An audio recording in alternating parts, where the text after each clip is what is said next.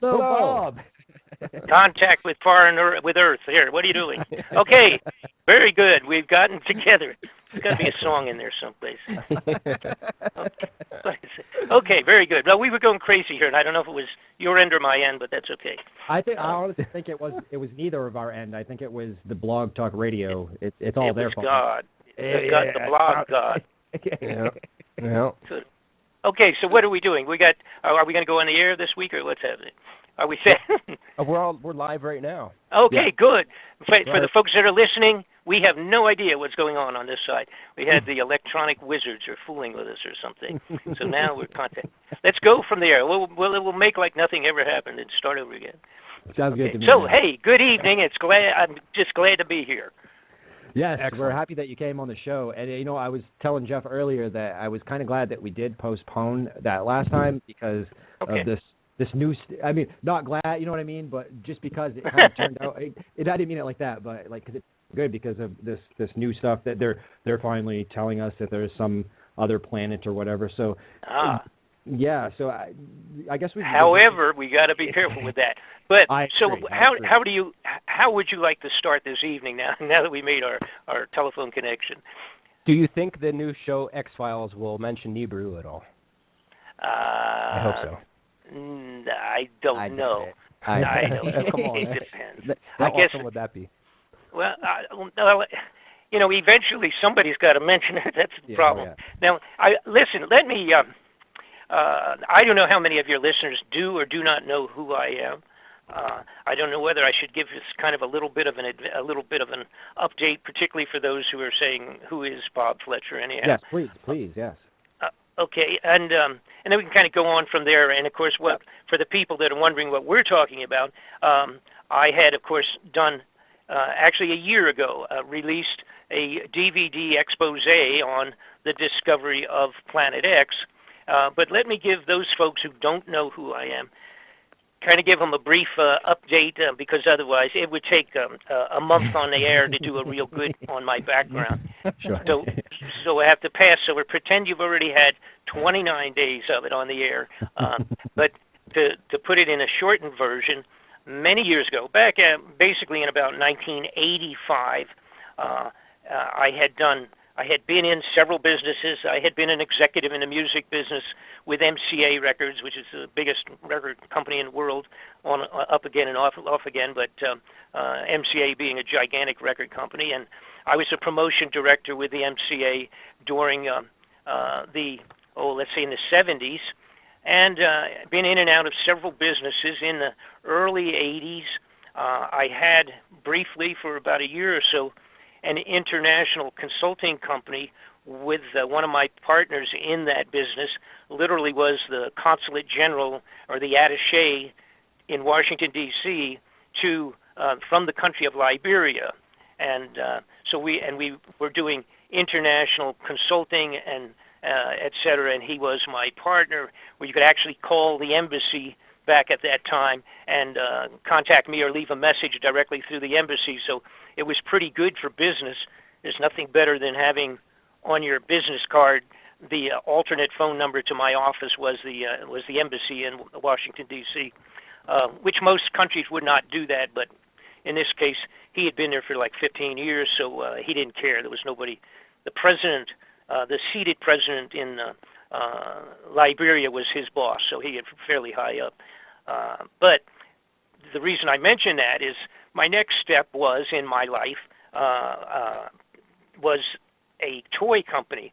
I became a manufacturer of toys. I had a particular toy that I had invented that was rather unique, and I started making a few of them kind of as a hobby, and they became such a big deal that when the consulting company closed, we closed doors on that because there was an overthrow of that country of Liberia in approximately 1980, and when that happened, most of the people we had signed some million-dollar contracts with were killed all in 1 week. So that's the way they do the change of presidency over there. So anyhow, I can look back at kind of on a humorous point at this point in time, but it's kind of terminated most of our contracts. So I went into the toy business, manufacturing toys, and which is as far away from political mainstream or political corruption as you could possibly be by manufacturing toys. And I had a couple of retail operations in amusement parks and things of that sort. And of course, had not up to that point been very politically oriented, because the average guy, which I put myself in that, well, maybe I'm never average, but pretty much in that category, I just was not, I didn't care what went on in Washington, because I always kind of assumed in reality it didn't have a real good connection to my personal life, like most of us. And so I was looking to expand the toy company. We were doing very well, and I wanted to go on television with the toy, because with that kind of a product, we would have sold, like 10 million of them in a couple of months on television. That's the kind of toy it was, a demonstration kind of a thing. So I ran across a company. A fellow had a company, actually had about 6 companies, and he had a lot of money. I met him in New York City in a marketing company, a marketing convention for miscellaneous products, a gigantic show, 35,000 participants in this particular marketing show, which is once a year in near Madison Square Garden. It's really a big thing. So I ran into this fella, and he jotted down on his business card, and he handed it to me, and he just said, "I'm interested in a large number of toys that you manufacture. Contact me when you get back to Atlanta." So I just took the card and put it aside, because when you're doing those shows, you get 1,000 people like that just come by and say, "Call me when get back, and I'll buy $1 million worth of junk from you." So the bottom line, to cut to the chase, as they say, this gentleman, using that term in the wrong definition, but this jerk was in fact a supplier of covert weapons for the United States Central Intelligence and National Security Agency. He and his business partners, who were the major generals that had run the entire Vietnam War, and that's who this guy was. He was a covert arms supplier, and I ended up merging with him, not knowing that, of course. That was not part of my deal. I didn't know anything about that crazy stuff, and I became plopped and dropped right into the middle of James Bond kind of a situation, where this guy wanted me to use my toy company as a covert front to travel in and out of a variety of nations, different countries, where the Central Intelligence and the National Security Agencies were doing wars. And at that time, it was the Iran-Contra war situation down in Nicaragua, and they were moving into West Africa. See, and that's where that company that I had with the Liberian and contracts with Liberia, that's how that came into play, because somehow, apparently, he had found out about that. And his offices were right next door to my offices in Atlanta. So how that came about exactly, I never found out. But that was the bottom line, was that he came and finally said, when I asked him, because I was meeting major generals, these big, very heavy-duty 4-star generals coming in and out of my toy company, which is a little unique, and these people were speaking in foreign languages, and they were selling, supplying the Hellfire missiles out of my toy factory in Atlanta, Georgia. Now, I don't mean that we never physically had missiles on the floor in the toy company, but nonetheless, the operations, the meetings, and the sales, and all of that, the agreements and contracts were all going through the company right there. Oh, wow. So it's kind of mind-boggling. And again, it's a wonderful story, the whole story of that, and how I ended up getting into chasing corrupted people in government. That was the root of the entire thing. Because what happened was, of course, I had already contracted with him. I merged my company, moved it in under his roof, and then a few months later was when I found out the bottom line of what was going on. And of course, he wanted me, he said, get your passport in order, because in a week or two, I want you to get out of here. You've got to go to, I think it was Angola, another, West African nation, and to put together some contractual agreements and stuff like that. So, and of course, I said, he said, you'll make more money than the president. He said, and you never have to pay taxes again, or any of that stuff. We just don't bother with it, and so I just said, no, I'm not going to do that. I said, I'm going to get killed if I do that. What? This is crazy. What are you talking about? I'm not a Central Intelligence Agent. I've never even been anything in that category, close to it. I wouldn't know what I was doing. I guess I could do it. It's just functioning as an informational courier between the United States government, these guys, and by the way, these people were. When I confronted him and I said, what is it that's going on here? I said, what's with the military guys and the generals and the telephone calls, foreign languages, and faxes coming in at that time that we didn't have email. It was just a fax machine. We had coded messages coming in about the delivery of potatoes and things of that sort, which were actually weapons and not potatoes, but I didn't know anything about that kind of stuff. Right. So I backed off, and then when I started pursuing, I had a good friend, had been a lawyer for many years, had been a family friend, and I got with her right away, and I said, hey, you know that great deal that I got into a couple months ago? I said, it's not so great, and I said, I need to get some money back. They took my whole company. I mean, I had this, $1 million company that was now gone. So I was making 40, 50,000, whatever it was, coming through our just the toy stores in the Six Flags amusement park.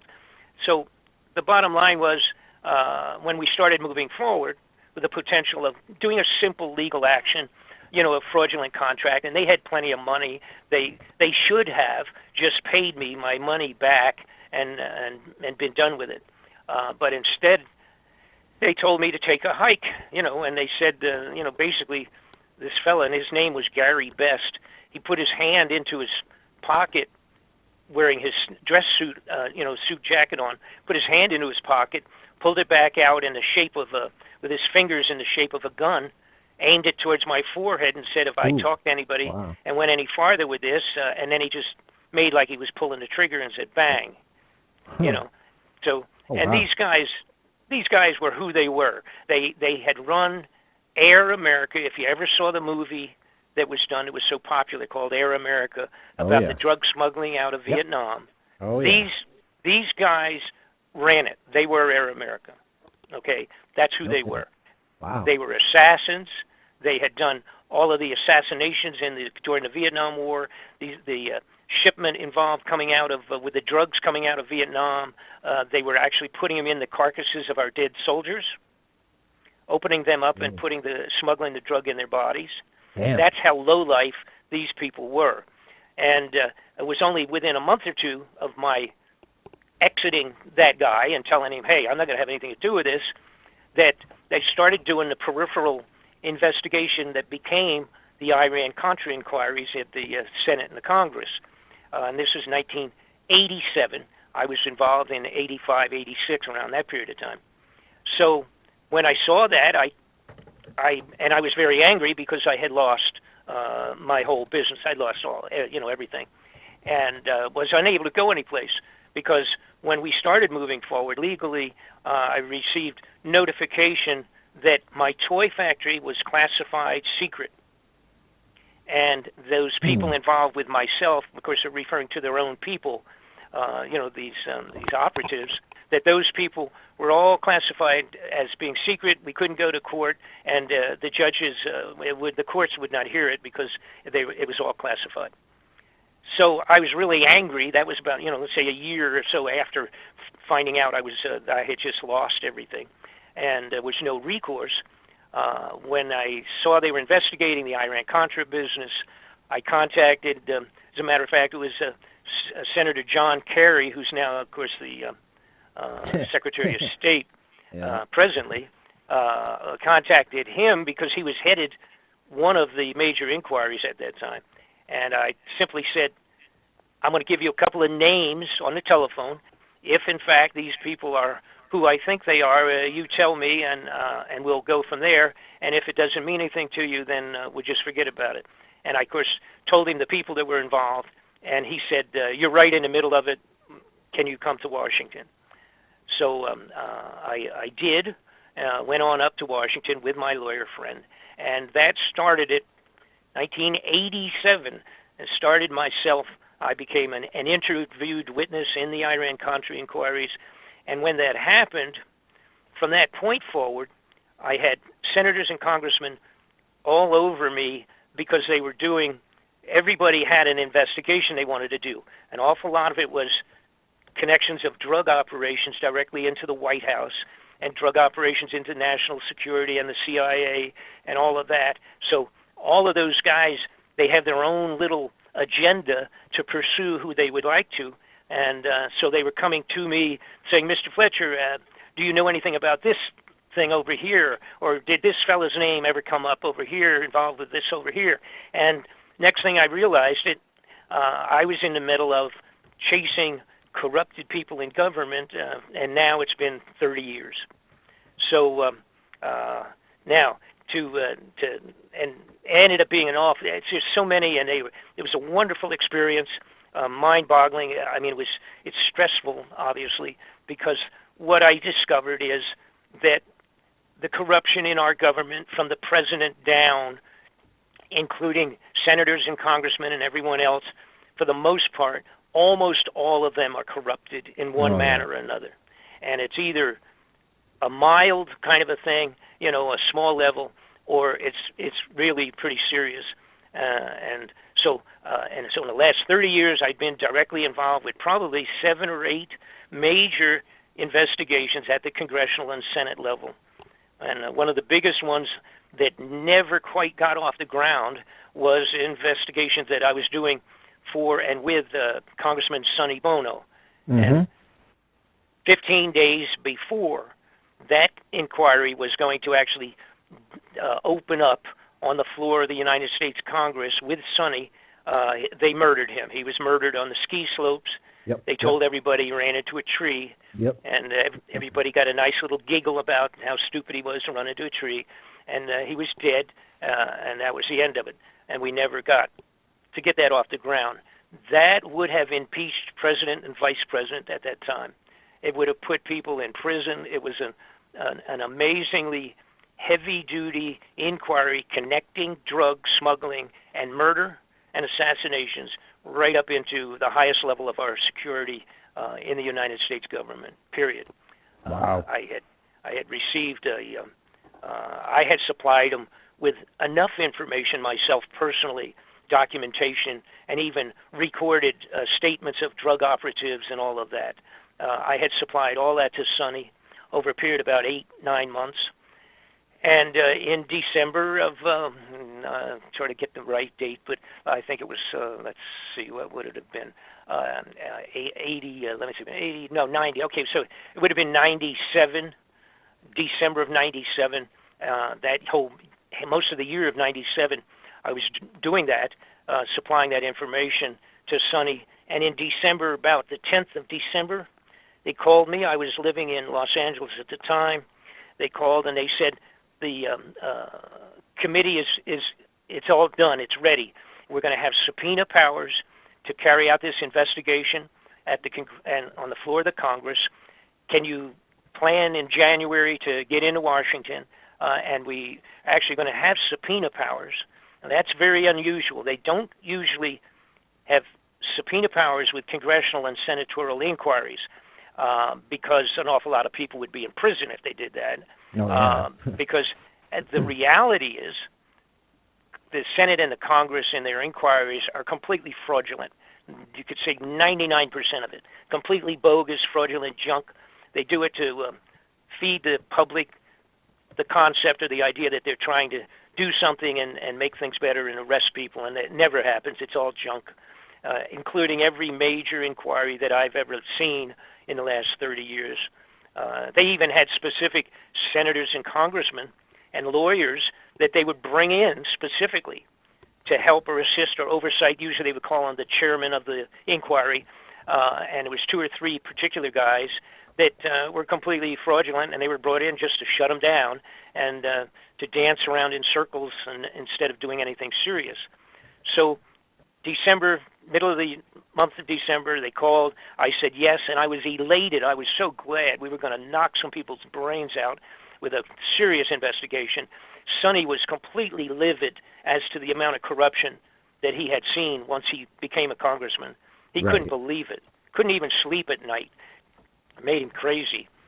For people that don't remember, during the inquiry for the Waco church that burned back, it was burned down by the government. Yep. Sonny was on that committee and literally physically broke into tears when he heard the testimony about how we killed the children coming out of the church, set it on fire, and when they ran out, they were shooting them. You know, and he found out all of this material. He literally broke into tears on the floor of the Congress. He couldn't handle it. But that's where his head was. They couldn't buy him off, couldn't shut him up. So the alternate, therefore, was to kill him before that committee opened up. They went on their break on about the 15th of December. 10 days after the telephone call to myself in Los Angeles, Sonny was murdered, pistol whipped to death on the top of the wow. And I did do an investigation on that separately, which is in a DVD if anybody's interested, a complete coverage of my investigation on that, including his autopsy and all the rest of that. There's absolutely no question that he was murdered. I believe it took us 2 years almost to get the autopsy, and I was working for Sonny's mother, actually working for Sonny's mother and her attorney in Los Angeles, and she couldn't get it. You know, that's how corrupted this thing was. And so we did finally get it. It didn't, you know, and then of course I was unable to go any place. I wanted to have it reopened, but I got, you know, and there's a lot of reasons why. Primarily, is the people that had the best information, all of them benefited from his death in terms of financial or something. So, end of story. So now it brings us up to where we are a couple of years ago. Again, I have about 10 DVD reports that are available to the general public, and they can get them if they're interested at my website, BobFletcherInvestigations.com. They're all investigations that I was directly involved with. They're not reporter. I'm not a reporter doing things of other people's miscellaneous hand-me-down stories. They're all my own personal experiences, and they're all pretty good. You know, it's includes material and documentation that other people never had. I had in my possession back in the 80s, I was able to secure Oliver North's all of the notebooks and all of the transcriptions, not only out of his computer, but out of his front vest pocket. I had his own notebooks, actually, where this Oliver North, by the way, for the younger folks, he was the primary character in the middle of the Iran-Contra arms deal and the drug operations in and out, swapping drugs for weapons with the CIA and with those characters that were in my toy factory. They literally used to fly planes, U.S. military planes, loaded with illegal arms and deliver them to the Contras, the revolutionaries, and then swap out $10 million worth of cocaine loaded on the airplanes, fly them back, and offload them at our Air Force bases. So that's how directly involved everybody, which included Bush and Reagan. Reagan, I don't know if he knew. I don't know whether Reagan knew a lot of. I don't know.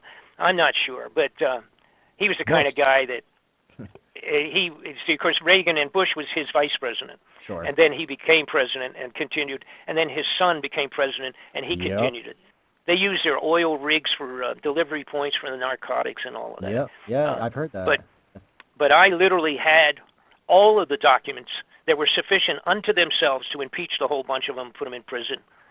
And unknown to most people, Oliver North, who stood so proudly with his hand raised and then lied to the Senate and the Congress during the investigations, and then later admitted that he did, I had his personal handwritten notes that said, pick up supply an airplane to pick up 1,500 kilos of mash in his own handwriting out of his vest pocket. I have all of his computer material that the letters and internal communications to the president, the vice president, and everybody else relative to the arms and to the drugs, etc. I supplied that to the Senate or to the United States Congress at the time of the inquiry. I had chief legal counsel of the House Foreign Affairs Committee. When I sat in front of him and hand-delivered 155 pages of this stuff, I thought he was going to fall off his chair because they had never even seen it. These were the guys that literally ran the inquiry in Washington and had never even seen what the toy manufacturer delivered to them in their face back in the 80s. So 2 years ago or something, somebody came to me and said, Bob, there's a huge amount of money vanishing out of all sorts of budgets, big money, and if you could kind of look into it, can you look into this, try to figure out what's going on with this? And this had happened many times over the last 30 years now, where people would come or somebody would call or come by the office or whatever and drop off a little envelope with some information, and he would say, hey, we're going to look into this. Do you have anything that connects to this thing?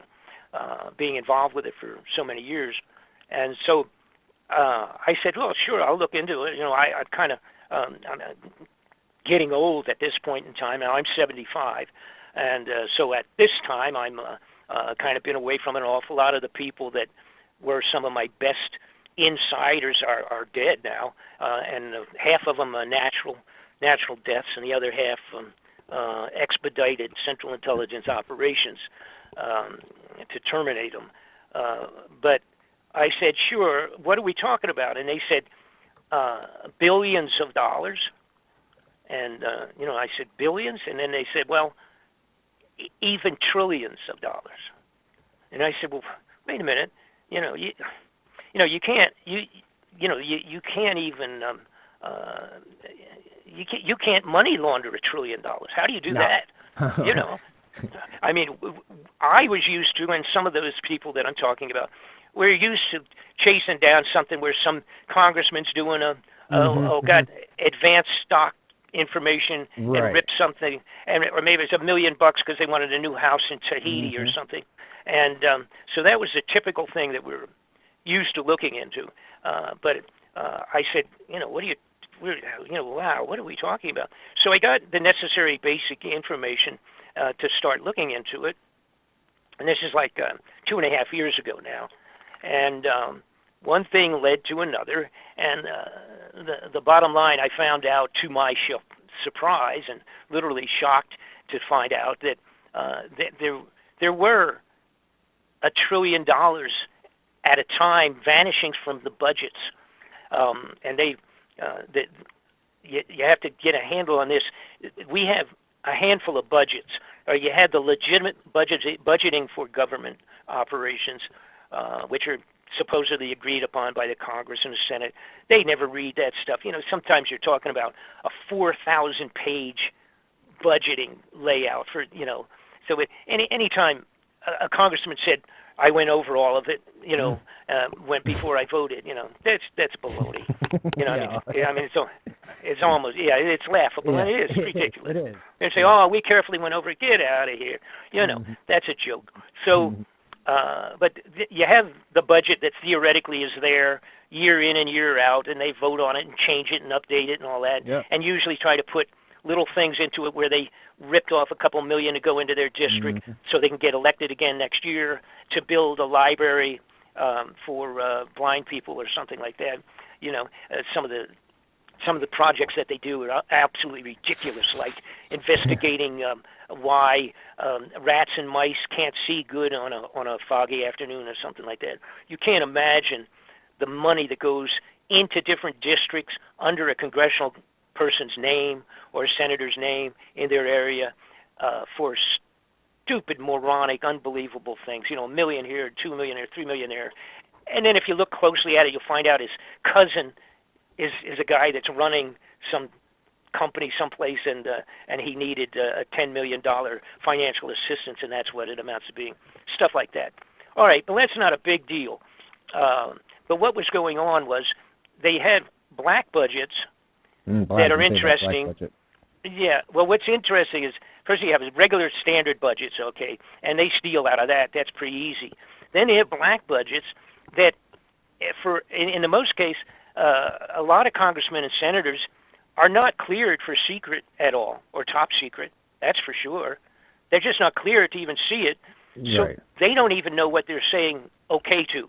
And they have these carte blanche things like $2 billion for a particular aircraft development program, and they don't even know what it is, but they sign off because otherwise, they're going to make somebody angry, so they don't do it. They'll just go ahead and sign off on these.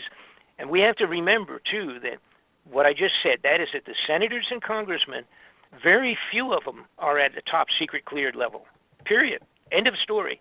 So that they don't know, an awful lot of them do not even know what I know, and that's only because I had people for so many years that would tell me, they not supposed to, but they did, and told me about things, and so I actually knew more and had more information than many of the senators and congressmen.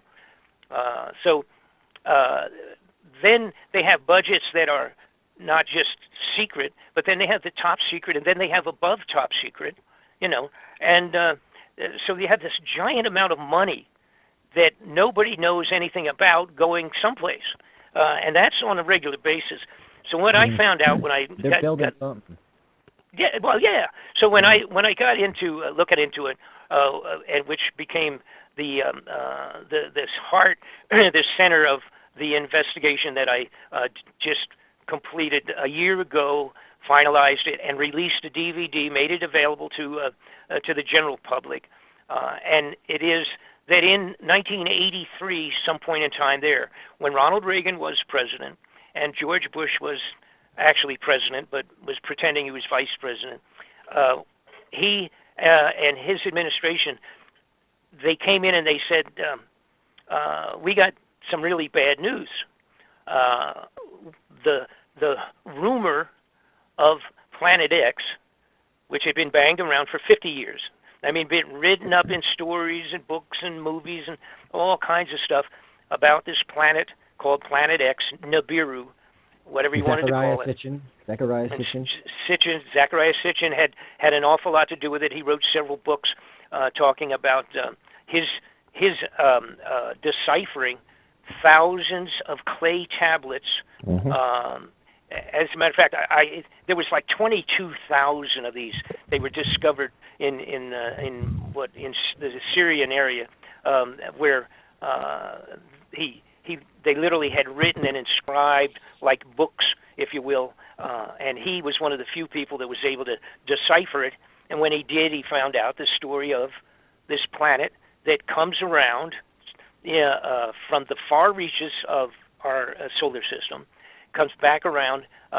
He thought, and he claimed, that it was a 3,500-year cycle, an orbit of a cycle of 3,500 years. Now, there's a big dispute about that between people that have been studying this for their lifetime. I was not into it for my lifetime, but and there is a push and a pull between groups that it may actually be 350 and not 3,500. Right, I've heard that too. Yep. Right, and the point of that is, and by the way, I'm getting ahead of myself a little bit here, but for the people that don't know anything I'm talking about, I love the Earth Chronicles. So this planet, anyhow, comes around in a huge orbit. It's similar to Halley's Comet. Halley's Comet, which everybody knows about, comes around every 75 years. Now that you can set your calendar and give or take a day or two, 75 years, Halley's Comet will be back around again. And it comes around, goes around the sun, and circles back off into, again, in that case, it's a 75-year orbit. And this one, the Nibiru Planet X, had been written up to being and analyzed and calculated, et cetera, by many people, to be on a 3,500. Now, it may be a 350 year, all right? And if it was a 350 year, that meant physically that it would have actually passed around the sun and back out 10 times during a 3,500 year period. So, and since 350 years ago, right now, we still, we don't have real good records. There were no films or news reporters. Well, that's maybe a good thing. But either one of them could be right, is what I'm saying. And the idea was that a 3,500 year, it's just a matter of adding a zero during translations. So if you're doing translation with information from antiquity, of ancient history, going back to the time of the Bible even, the point is that they did not use zeros. The manner by writing it down would have been something like tenfold less 60 or something of that sort. They weren't using zeros in the regular writing down of numbers. So this very easily can be an error of whether it's 3,000 or it's 300. So that's so you understand where that came from. They call that a shar, right? Every 3,600 or 3,500 years is a shar. But here's the point. It could have been coming every 350, and we don't have any better reason to know that that's negative or positive. All right, so we don't know which one's right. From the 12th planet, it's 3,500, and I liked how Zacharias Stishon, he said that life on another planet would be timed to that planet. So the life that was living there, 3,500 years for us would be 1 year to them. Mm-hmm. Well, see, and that's a different thing too. I mean, so that's another whole separate thing. But it can actually simply be the fact that during the period of time that he was writing about, the zero was not a simple circular figure on numbers, and that it wasn't brought in, I don't think, until the time of the Roman Empire or something in that period of time. You see, when they started using zeros, and so the mistake is very easy. So we'll move past that. The bottom line for us, and let me get back to Reagan Bush. What happened in '83 was the first time they had one good, real big signaling telescope that was sent out to outer space. And when they sent it out, they came back and they said, uh-oh, it looks like this thing is there. And if it's coming back, they're doing the calculations, and they said, this thing's going to be in another 20, 30 years. All right? This was 1983. All right? So anyhow, they did the calculations, et cetera, and they said, we are in serious jeopardy. Because if this is going to do what all the old studies, including the Bible and a multitude of scriptural writings, including the ancient Chinese and the ancient Tibetans, the monks on the hills in the top of Tibet, and all these cave writings on the walls and all the rest of the stuff that people have studied for so many years, and a couple of people have done a great job, like Mr. Gil Broussard had done a tremendous amount of studies on this, and even went to China, was living in China for a while, studying the Chinese writings out of the libraries and things of that sort, where they actually, 1,000 years ago or sometime, it was written down, in black and white, the entire travels of this thing coming into the sky and flying across, and they called it a flaming red dragon that passed this over the nation of China and all that. So they had all these writings, and it's in the Bible like crazy, and it's called the wormwood, and et cetera. It's in the biblical revelations, describes exactly the events that were described when this came around back in biblical times.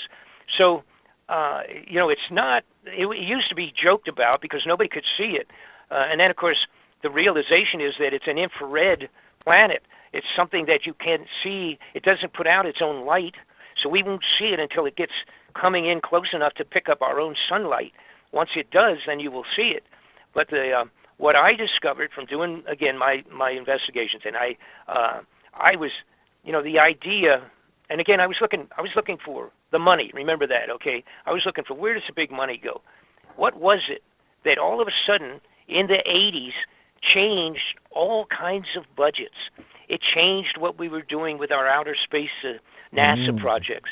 It changed. They started talking about doing that Star Wars, Remember the Star Wars thing with Reagan, and it was going to Mm-hmm. set up this ability to put satellites out all over, and they could pick up the launching of missiles coming towards us, and we'd be able to find them and shoot them down real quick and all that, and how great that would be. Except I found out that most of those telescopic things they put out, they were aimed out to outer space. They weren't being aimed at Russia and China.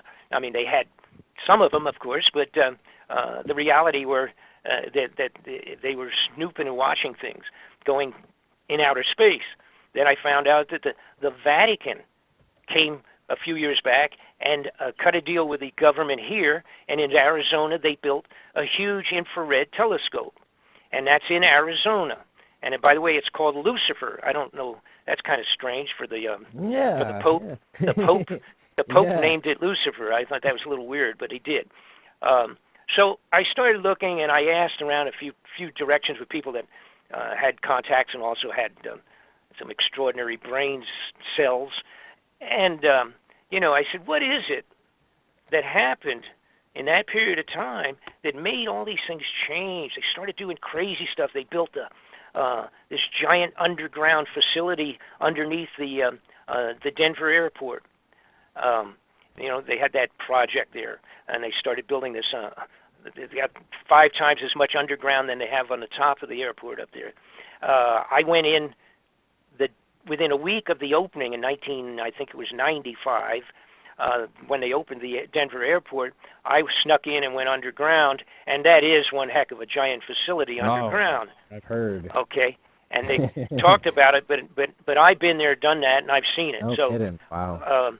That's the end of that dispute. But and I had also received during the 90s that I had just kind of put, let's say, on the back shelf, but I had seen films, videos, and photographs, stills, and what have you.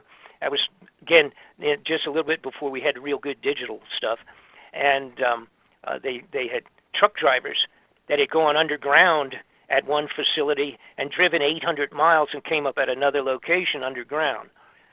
I didn't know whether to quite believe that or not back then, and I was doing other things at that time. Like I say, I actually was doing things like for Sonny during that kind of time frame. So I didn't get into making a big deal, but I kept it. I kept the pictures, I kept films, and I kept their stories. I had all of that in files. And somebody came to me 2.5 years ago, I guess, try to give a time date on this, and said,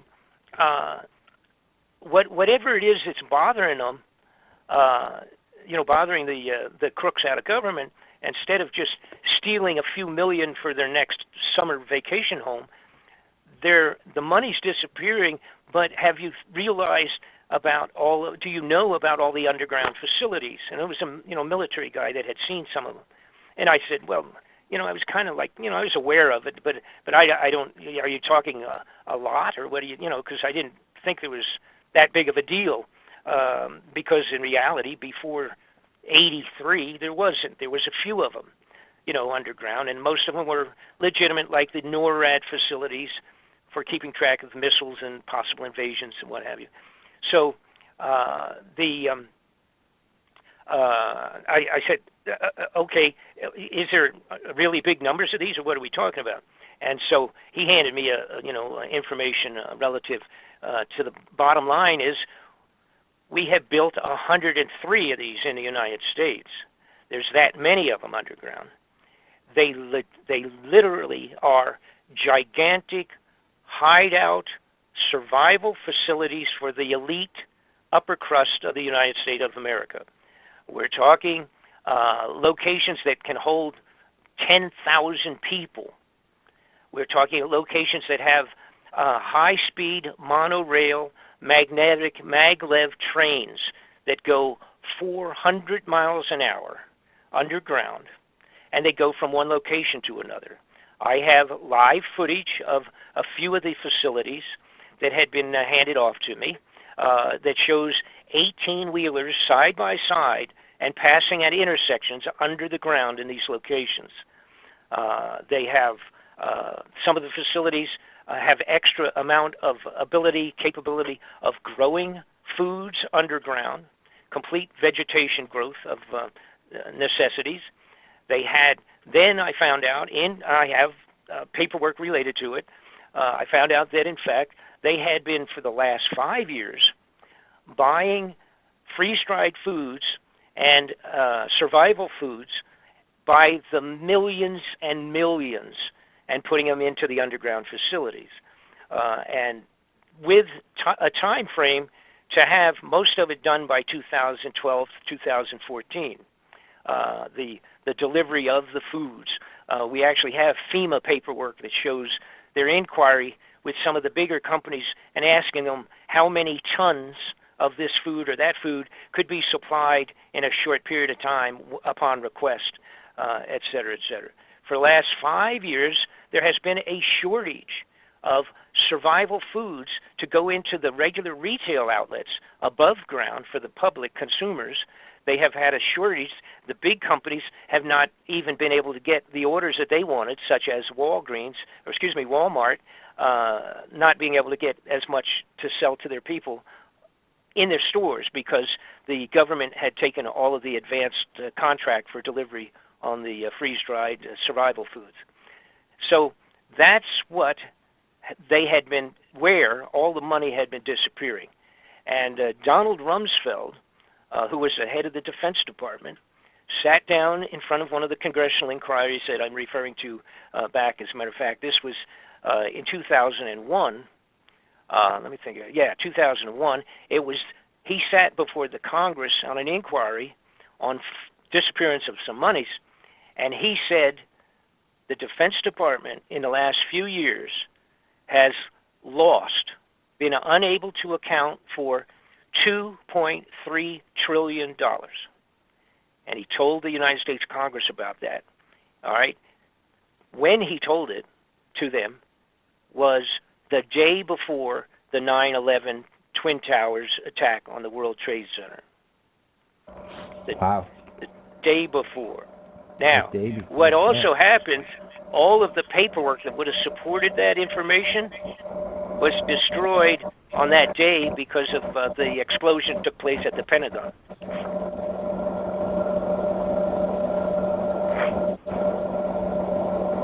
You still have me on picking up Mars. Is that your fan, Jeff? Anyway. Okay, anyhow, so as long as we're still going. So the bottom line was, here's Donald Rumsfeld, the head of the Defense Department, admitting, of course, he's part of the program. He's a bad guy. He's a bandit, and that's the end of the story. Absolutely. I mean, I can go into stuff that people don't know about him and have your hair fall out. Now, so you had $2.3 trillion with a T, folks, disappeared. Then we had the lady that was in charge of overseeing the Federal Reserve. Theoretically, she's supposedly the auditor, so to speak, or part of that thing. There is no such thing as an audit of the Federal Reserve because the Senate and the Congress are not permitted to look or even ask for it. So when some senators and congressmen had requested to do an audit to find out from the Federal Reserve if, in fact, there is any gold still in Fort Knox, he was told by the Federal Reserve to go away and stop bothering them because they are not part of the U.S. government. It's the Federal Reserve is a gathering of banks, an association of banks with a couple of people at the head, and the Congress and the Senate are not legally allowed to require an audit of the Federal Reserve ever, okay? And that's legitimate. That's the way they set it up. And the Federal Reserve, for example, Ron Paul, who came forward a couple of years ago, 2008, wanted to have an audit on the gold. They told him to go away, get out of his office, and don't bother him. End of story. So the Senate and the Congress cannot get an audit of the Federal Reserve. All of the gold formerly in Fort Knox is now gone. The bulk of it probably, and I can't give a good percentage, but it's either like half of it has been put into creating these hideout underground facilities, and the other half is still in bullion cubes hidden away in one or two of the underground facilities. The gold is gone. When Germany and a couple of other countries in 2008 came forward because they needed their gold. See, many foreign nations, almost every one. I remember that, yeah. All right. And what happens, most every major foreign nation has tons of gold in Fort Knox on reserve, held for security in our Fort Knox, considered to be the safest compared to having it in Berlin someplace where they might have, not as secure. All right. So an example, Germany has 1,500 tons of gold. Oh, shit. That's right. 1,500 tons of gold in the federal Fort Knox system. When they asked for it, they were told to come back in 6 years. Mm-hmm. Yeah. Now, what they ended up doing, because it started making a lot of ripples in the water, all right, what they ended up doing, they did give them, I guess, a couple of tons of it or something, but they didn't get all of it. And they didn't get a good, accurate audit. Nobody gets an audit. They just say, go away. And literally, it's a mind-boggling because nobody ever realized or paid attention to it. Ron Paul didn't, and Ron Paul didn't know. He went in there, and he said, the Senate and the Congress has to have an audit. They said, get out of here. They said, look at the way the mandate is written up. When we created the Federal Reserve, look at the paperwork. And he did. Right, and they were right. So end of story. So what do we have? We have trillions and billions over the last 20 years been slithering out the back door someplace. There's so much, it's mind-boggling.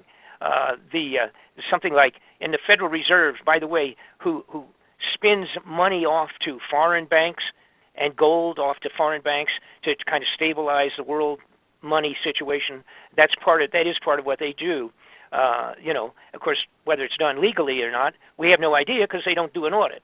Okay, but the bottom line was this lady who I started to mention a few minutes ago was at the auditing position, so to speak.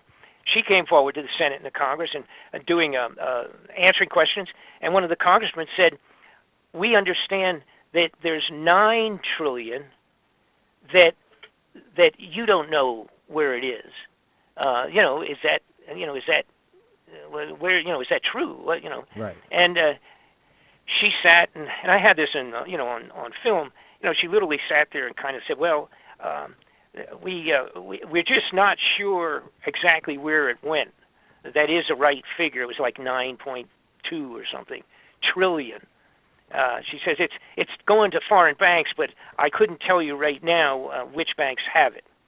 Okay, so there's another 9 trillion. All right, so just in not counting the gold, for crying out loud. And by the way, you do the mathematics at $1,400 an ounce, and the amount of tonnage in terms of the gold is the numbers of value is really obviously becomes so much. You run out of ink with the zeros. It's really a tremendous amount of money gone.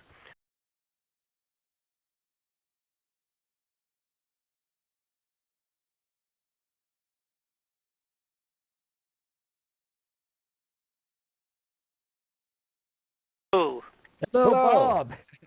Contact with with Earth. Here, what are you doing? Okay, very good. We've gotten together. There's got to be a song in there someplace. Okay, very good. Well, we were going crazy here, and I don't know if it was your end or my end, but that's okay. I honestly think it was neither of our end. I think it was the Blog Talk Radio. It's all their fault. God. The blog God. Yeah. Okay, so what are we doing? Are we going to go on the air this week, or what's happening? Are we set? We're live right now. Okay, good. For the folks that are listening, we have no idea what's going on this side. We had the electronic wizards are fooling with us or something. So now we're contact. Let's go from there. We'll make like nothing ever happened and start over again. Sounds good to me. So, hey, good evening. I'm just glad to be here. Yes, excellent. We're happy that you came on the show. And, I was telling Jeff earlier that I was kind of glad that we did postpone that last time because of this new, not glad, you know what I mean, but just because it kind of turned out, I didn't mean it like that, but cause it's good because of this new stuff that they're finally telling us that there's some other planet or whatever. So, yeah, so I guess we. However, we got to be careful with that. But how would you like to start this evening now that we made our telephone connection? Do you think the new show X-Files will mention Nibiru at all? I hope so. I don't know. I don't know. Come on. It depends. How awesome would that be? Well, eventually somebody's got to mention it. That's the problem. Oh, yeah. Now, listen. Let me. I don't know how many of your listeners do or do not know who I am. I don't know whether I should give this kind of a little bit of an update, particularly for those who are saying, "Who is Bob Fletcher?" Anyhow. Yes, please, yes. Okay, and then we can kind of go on from there. And of course, for the people that are wondering what we're talking about, I had, of course, done actually a year ago released a DVD expose on the discovery of Planet X. But let me give those folks who don't know who I am, kind of give them a brief update, because otherwise it would take a month on the air to do a real good on my background. Sure. So I have to pass over. Pretend you've already had 29 days of it on the air. But to put it in a shortened version, many years ago, back basically in about 1985, I had been in several businesses. I had been an executive in the music business with MCA Records, which is the biggest record company in the world, on up again and off again, but MCA being a gigantic record company. And I was a promotion director with the MCA during let's say in the 70s, and been in and out of several businesses in the early 80s. I had briefly for about a year or so an international consulting company with one of my partners in that business, literally was the consulate general or the attaché in Washington, D.C. to from the country of Liberia. And so we were doing international consulting and et cetera, and he was my partner, where you could actually call the embassy back at that time and contact me or leave a message directly through the embassy. So it was pretty good for business. There's nothing better than having on your business card the alternate phone number to my office was the embassy in Washington, D.C., which most countries would not do that, but in this case, he had been there for like 15 years, so he didn't care. There was nobody. The president, the seated president in Liberia was his boss, so he had fairly high up. But the reason I mention that is my next step was in my life was a toy company. I became a manufacturer of toys. I had a particular toy that I had invented that was rather unique, and I started making a few of them kind of as a hobby, and they became such a big deal that when the consulting company closed, we closed doors on that because there was an overthrow of that country of Liberia in approximately 1980, and when that happened, most of the people we had signed some $1 million contracts with were killed all in 1 week. So that's the way they do the change of presidency over there. So anyhow, I can look back at kind of on a humorous point at this point in time, but it's kind of terminated most of our contracts. So I went into the toy business, manufacturing toys, and which is as far away from political mainstream or political corruption as you could possibly be by manufacturing toys. And I had a couple of retail operations in amusement parks and things of that sort. And of course, had not up to that point been very politically oriented, because the average guy, which I put myself in that, well, maybe I'm never average, but pretty much in that category, I just was not, I didn't care what went on in Washington, because I always kind of assumed in reality it didn't have a real good connection to my personal life, like most of us. And so I was looking to expand the toy company. We were doing very well, and I wanted to go on television with the toy, because with that kind of a product, we would have sold, like 10 million of them in a couple of months on television. That's the kind of toy it was, a demonstration kind of a thing. So I ran across a company. A fellow had a company, actually had about 6 companies, and he had a lot of money.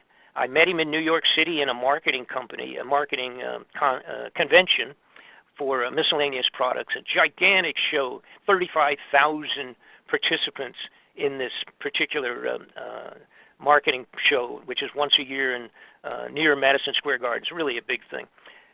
So I ran into this fella, and he jotted down on his business card, and he handed it to me, and he just said, I'm interested in a large number of toys that you manufacture. Contact me when you get back to Atlanta. So I just took the card and put it aside, because when you're doing those shows, you get 1,000 people like that just come by and say, call me when get back, and I'll buy $1 million worth of junk from you. So the bottom line, to kind of cut to the chase, as they say, this gentleman, using that term in the wrong definition, but this jerk was in fact a supplier of covert weapons for the United States Central Intelligence and National Security Agency. He and his business partners, who were the major generals that had run the entire Vietnam War, and that's who this guy was. He was a covert arms supplier, and I ended up merging with him, not knowing that, of course. That was not part of my deal. I didn't know anything about that crazy stuff, and I became plopped and dropped right into the middle of James Bond kind of a situation, where this